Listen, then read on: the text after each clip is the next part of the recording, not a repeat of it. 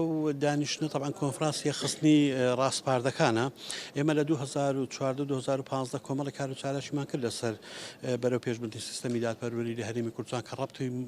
ڕاستەوخۆی هەیە بە مافە و ئازادیەکانی خەڵک و بە سەرۆت و ساماڵی خەڵک و گیانی خەڵک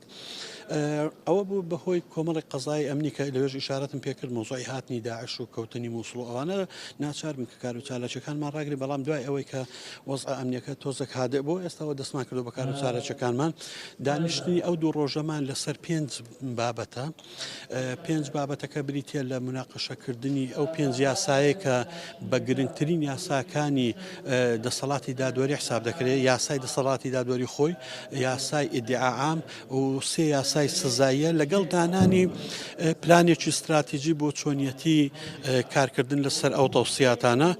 و دیاریکردنی ئەو لایەنانەی کە بەرپرسن یاخود ئەرچی ڕاستەوخۆ دەکەوتە سەرشانیان بەوەی کە ڕاستپاردەکان جێبەجێ بکەن با بڵێن لە کوردستاندا ئەوەی کە بەڕێوە دەچێت یا ئەو حکومداری کە دەکرێت پەیوەندی بە فەلسفەی سیاسیەوە هەیە ڕاستە سربەخۆیی دەسەڵاتی دادوەری یەکێکە لە بنچینەکانی پاراستنی یاسا و سەروەری یاسا و پاراستنی مافی مرۆڤ بەڵام ئێمە لە کوردستاندا کێشەمان لە